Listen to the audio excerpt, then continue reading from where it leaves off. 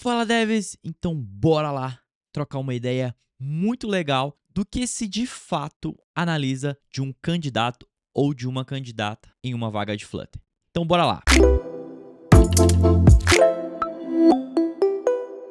Para você que não me conhece, sou o Gabu, criador aqui do canal da Gabu Dev. Então bora lá da gente falar desse assunto, que ele é bastante importante, principalmente para você que está aí do outro lado da telinha, que quer se candidatar numa outra vaga de Flutter e fica meio perdido do que de fato você pode estudar e do que é relevante num processo de entrevista. Ou para você que está querendo contratar uma pessoa desenvolvedora em Flutter, o que é importante de você avaliar. Eu sou GDE de Flutter, ou seja, um Google Developer Expert. Então, eu tenho as características aqui para conseguir auxiliar os dois lados. Tanto para você que está pensando se candidatar ou para você que está querendo contratar uma pessoa desenvolvedora Flutter. Então, vamos lá. Primeiro passo aqui do que é importante de uma pessoa saber Flutter para conseguir desempenhar bem em um projeto. Acho que é o primeiro passo. Então vamos lá. Você vai ouvir sempre a pergunta, ou você normalmente vai fazer a pergunta sobre gerenciamento de estado. E até aí tudo bem. Mas, trazendo para quem está entrevistando, tá? Se você pergunta, por exemplo, olha, você usa gerência de estado block? E aí a pessoa fala não, então você está lá no checklist das características da vaga, você já marca não, você pode estar perdendo um ótimo ou uma ótima candidata. Porque olhar para o pack, ou seja, só para a ferramenta que a pessoa utiliza, é muito ruim. E eu sempre falei isso, tipo, quando eu faço processo de entrevistas, eu nunca pergunto do tipo, olha, você sabe usar Block? Você sabe usar MobiX? Isso é irrelevante. Agora, sabe uma pergunta que é relevante e aí faz com que você realmente seja um diferencial? Me explique como funciona um gerenciamento de estado. O que é gerenciar o estado de uma tela? Aí você está caindo numa pergunta totalmente ampla que não importa o pacote. Então, se a pessoa que está ali sabe responder isso com uma certa maestria, você já está tranquilo nessa primeiro check. E de fato, se a gente está trabalhando com uma linguagem front-end que ela precisa de estados na tela para ser gerenciados. Então, a primeira pergunta, de fato, tem que ser esse caminho, mas fazer a pergunta certa para você realmente filtrar. Então, por exemplo, aí a pessoa fala assim, aí você faz essa pergunta, aí a pessoa começa a responder dessa forma. Eu uso o block, e aí o block você coloca a string e passa o state, não sei o quê. Já esquece. Aí já é uma pessoa que ela só sabe usar o pacote e ela não entende de fato como funciona. Agora, se uma pessoa só falar como funciona, ela fala assim, olha, então, gerenciar o estado na tela significa que a gente vai ter uma variável para armazenar o que está acontecendo, do tipo, está acontecendo um load, um sucesso, um erro, ou essa variável guardando uma lista de dados, e aí baseado na interação, ou seja, por exemplo, na busca do back-end, eu altero essa variável para loading, e aí eu preciso avisar o Flutter de alguma forma que ele precisa atualizar o componente para renderizar agora em load. Então, uma forma simples que o Flutter faz isso, que a gente conhece, é o setState. Então, no fundo, eu sei que eu preciso atualizar a tela e para isso eu uso o setState. E se você olhar, muitas desses pacotes de gerenciamento de estado, no final, tem o setState ali para atualizar a tela. Você pode usar o Marks Need Build ali. Então, você olhando para esse cenário, aí, galera, de fato, você está tendo uma possível candidata, um possível candidato que, de fato, entende a essência do Flutter. E aí, pouco importa a gerência de estado, você pode ter uma gerência de estado única no seu projeto, que essa pessoa vai conseguir desempenhar bem. Agora, uma segunda forma, ou uma segunda pergunta para você entrevistar um candidato ou uma candidata é quando você pergunta sobre a árvore de weeds. Como funciona o life cycle do Flutter? Isso é um diferencial, porque se a pessoa realmente estuda Flutter, está todos os dias usando essa tecnologia, ela vai entender. Ou senão você pede, basicamente, só para não ficar tão difícil, você fala assim, qual que é a diferença de um stateful e um stateless? Porque basicamente o life cycle, se você for olhar também, seria a questão de você explicar no sentido de, olha, o Flutter, ele trabalha com árvore de widgets, por uma questão de performance, você tem vários nós, que esses nós, só eles podem ser renderizados, você vai receber um set state ali separado, aí você usa o conjunto de stateless com stateful para você renderizar exatamente os nós que precisam ser necessários naquela árvore, e não você renderizar a árvore inteira. Então isso faz com que você ganhe performance. Você pode ir nesse sentido que tá legal. Ou você pode explicar basicamente a diferença do stateless com stateful. Olha, o stateless é um componente que ele não tem estado, ou seja, você renderiza ele e ele vai se manter naquele formato o tempo inteiro na árvore. E o stateful é quando você está mudando o estado da tela. Normalmente, explicação simples, normalmente stateful você usa para páginas e stateless você usa para componentes, para widgets, porque você quer deixar aquele componente estático na tela, mas você quer que a tela inteira seja renderizada com load e depois renderiza todos os componentes. Essa é a segunda pergunta que você consegue realmente tirar e extrair muitas informações das pessoas. Então, com essas duas perguntas e elas bem respondidas, você já consegue ter um direcional que, se você está indo para o caminho certo de contratar ou não. Aí, obviamente, vai entrar a questão de nível, se é júnior, se é uma pessoa plena, se é uma pessoa sênior e tudo mais. Aí você vai subindo o nível para outras perguntas. Mas para quem está pensando em contratar a primeira vez uma pessoa desenvolvedora Flutter, essas duas perguntas já vai ser o primeiro estágio ali para você desenvolver e entender o ecossistema. E aí a gente começa a ampliar. Então, para você que está assistindo aqui e quer se preparar para uma entrevista, eu já dei bastante dicas aqui. E essas duas perguntas, elas já aconteceram para mim em diversas entrevistas,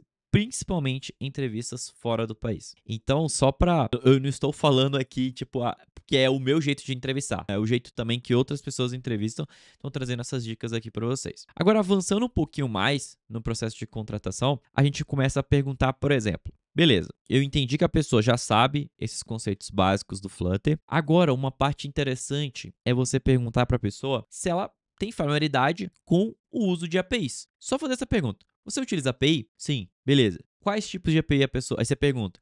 Eu uso API REST, GraphQL e tudo mais. Beleza. Legal. O pacote HTTP não importa. Mas se você quiser perguntar um pouquinho mais, você pode fazer o seguinte. Só para você avançar. Fala assim, olha, então eu vou te fazer uma pergunta agora nesse conceito de API. Se você tem um projeto, você tem uma autenticação, certo? Um token, JWT. Como que você faz para todas as requests do seu projeto utilizar o mesmo JWT? Sem você precisar de ficar passando o JWT em todo o request, um por um lá no repository. Como você faz isso se tornar global? Aí é o sentido que a pessoa vai responder o seguinte, olha, para fazer isso, a gente pode utilizar um interceptor. Ou seja, toda vez que tiver um request, eu posso colocar o JWT ali. E aí você pode perguntar, olha, onde você armazena o JWT? A pessoa, olha, posso armazenar em memória ou posso armazenar, por exemplo, no storage criptografado. Beleza, excelente resposta. Agora vamos para uma quarta, que eu acho que ela também vai ajudar muito você entender um pouco. Por exemplo, então eu sei, com essas três perguntas, eu já consegui identificar a pessoa que de fato sabe o que é gerenciar um estado e não usar um pacote. Usar o pacote todo mundo usa, galera. Tem a documentação e beleza, mas você entender de fato como funciona, nem todo mundo sabe. E na hora que tem um problema, as pessoas vão culpar o package e não de fato como foi feito. A próxima é a questão da árvore de widgets. Isso faz muita diferença do que a pessoa colocar um construtor lá no Mario App e fazer renderizar o app inteiro toda hora. Então você tem uma queda de performance gigantesca e um monte de problema. Aí a gente entra no terceiro, que é de conexão com meios externos, que eu chamo assim, que é APIs. Porque independente do projeto que você vai trabalhar, você vai usar uma API. Você vai usar uma API REST, você vai usar um método channel para você conectar com alguma coisa nativa, usar um GraphQL, você vai usar a API do Firebase, você vai usar a API do Gemini. Então, assim, se você entende o conceito de API, essa pessoa está apta, de fato, a fazer um desenvolvimento interessante dentro do seu projeto. Aí, obviamente, se você vai aprofundando para as coisas que você precisa. E aí a gente entra num cenário que, tipo, olha, beleza, passei por todas essas fases, tô entendendo tudo, então a gente tá com uma pessoa interessante ali pra gente avançar. Aí entra algumas fases, né? Aí depende do processo de cada um. Aí vai ter um processo seletivo que às vezes vai ter uma entrevista de System Design, vai ter uma entrevista de Live Code, Pair Programming, que são entrevistas para você pegar mais como a pessoa pensa no momento de resolver um projeto. Mas com essas aqui, para uma entrevista, né, ali com a pessoa, você já consegue pegar um diferencial. Aí você pode perguntar coisas a mais, do tipo, olha, você tem experiência em publicar os aplicativos nas lojas? Você tem experiência em fazer um CI/CD? Aí que entra em coisas desejáveis. Não que a pessoa ter isso pode impedir ela de trabalhar em Flutter. Aí são coisas fora da tecnologia, mas que vai fazer um diferencial ali muito grande se a pessoa tiver essa especialidade, né? Esse desenvolvimento ali, essas skills. Eu colocaria esses pontos de CI/CD também, seria um diferencial, mas você não precisa saber. Mas publicar nas lojas, para mim, é o mínimo. Se você é uma pessoa desenvolvedora Flutter, pelo menos no nível pleno, Júnior eu vou tirar de consideração, mas no nível pleno, o mínimo que você tem que saber é subir o aplicativo nas lojas. Porque é onde você tem a possibilidade de começar um projeto do zero e realmente publicar e deixar acessível. Entender sobre teste interno, teste flight e tudo mais. Essas nuances, assim, é importante, é um diferencial muito grande. Outro diferencial é sobre testes, tá? Testes eu considero algo realmente diferencial em uma candidata ou um candidato. Você perguntar, olha, quais tipos de teste você implementa no Flutter? A pessoa fala assim, eu uso teste unitário. Beleza, resposta bem vaga. Eu uso teste unitário, eu uso teste de widgets, eu uso end-to-end, eu uso Maestro para fazer teste end-to-end com device físico.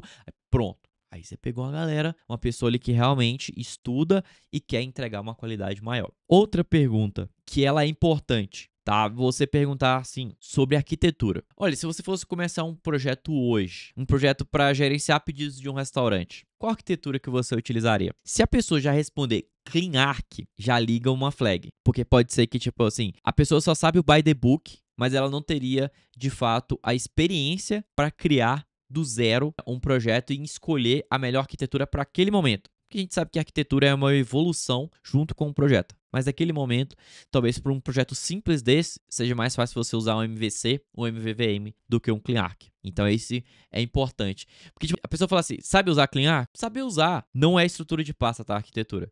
Então, tipo assim, quando às vezes pergunta, a pessoa vai saber falar da estrutura de pasta. Não é só isso. É o call flow, é todo um processo ali de você separar o negócio e tudo mais para você fazer a aplicação dessa arquitetura. Uma outra pergunta que é legal também é perguntar alguns padrões de projeto. Eu acho que um dos mais famosos que tem no Flutter, né?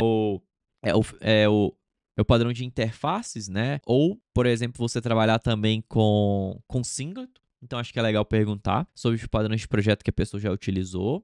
Um outro que é legal, e aí já entra no diferencial, sobre gerenciamento de dependências. O que a pessoa usa para gerenciar dependência? Se a pessoa não souber responder, falar que gerenciar dependências é um bloco, aí você já sabe que a pessoa não entendeu o conceito. Gerenciar dependências, só para explicar para vocês, galera, pensa num projeto que você tem que compartilhar o DIL, por exemplo, né, o HTTP para o projeto inteiro. Então, isso você usa o padrão singleton. Você pode criar uma instância única. Mas existem algumas ferramentas para você gerenciar esse processo. Então, você, por exemplo, pode utilizar o Get8, que é o mais famoso. Você tem o Flutter Inject, que foi construído por mim, que são pacotes que vai te ajudar a você distribuir a dependência e conseguir resgatá-la ela de vários lugares e conseguir gerenciar. Aqui, isso aqui eu vou usar só nesse módulo, isso aqui eu vou usar como global, aí dá para você brincar de variações com esses pacotes. Então é importante esse cenário. E eu acho que para fechar mesmo, eu gosto de você fazer um processo de system design com essa pessoa. Porque o system design, não sei se vocês sabem, é aquele momento que você abre o Miro ou qualquer plataforma para você desenhar caixinhas ali para resolver algum problema. Ou, por exemplo, tem uma tela e você pede para a pessoa desenhar ali o fluxo de como que aquela tela vai funcionar, tipo, vai chamar o back-end, vai renderizar o componente dessa forma e tudo mais. Ou, por exemplo, você para desenhar uma arquitetura de um projeto. Aí vou criar aqui a classe de domain, data e tudo mais. Assim, esse conteúdo de System Design, muitas entrevistas fora cobram e entrevistas dentro do Brasil também. Então é importante você que está agora aqui no ponto de pegar dicas de entrevista ou para você que também está querendo entrevistar alguém, fazer um processo de System Design também ajuda bastante. Galera, eu acho que esses são os pontos que eu gostaria de trazer, alguns deles, né? Tem vários outros ali para entrevistar. Aqui eu estou trabalhando só tecnicamente, a gente não falou nada de soft skills, e soft skills importa, tá? Então, não olhe só para essa questão de hard skill. Soft skill de comunicação, né, de saber trabalhar em equipe e tudo mais, tudo isso realmente vai afetar bastante também no processo. Mas é isso, galera. Espero que vocês tenham gostado desse tipo de conteúdo. Eu trazendo dicas aqui de processo seletivo, né? Às vezes quando eu tô entrevistando alguém ou de ter sido entrevistado, passar por esses cenários, eu acho que isso é muito importante e bastante relevante, né, de trazer isso aqui para vocês. Então, galera, espero que vocês tenham curtido, deixe o seu like, se inscreva e compartilhe esse vídeo com outras pessoas também que querem entrar no mundo do Flutter, ou querem passar por um processo seletivo. Sei lá, tem 5 anos que eu trabalho com Flutter, não fiz em nenhum processo seletivo ainda, tipo, depois que eu tô nesse job, né, nesse emprego, então é importante você dar um joinha aí e compartilhar esse conteúdo. Então, galera, é isso. Até o próximo vídeo.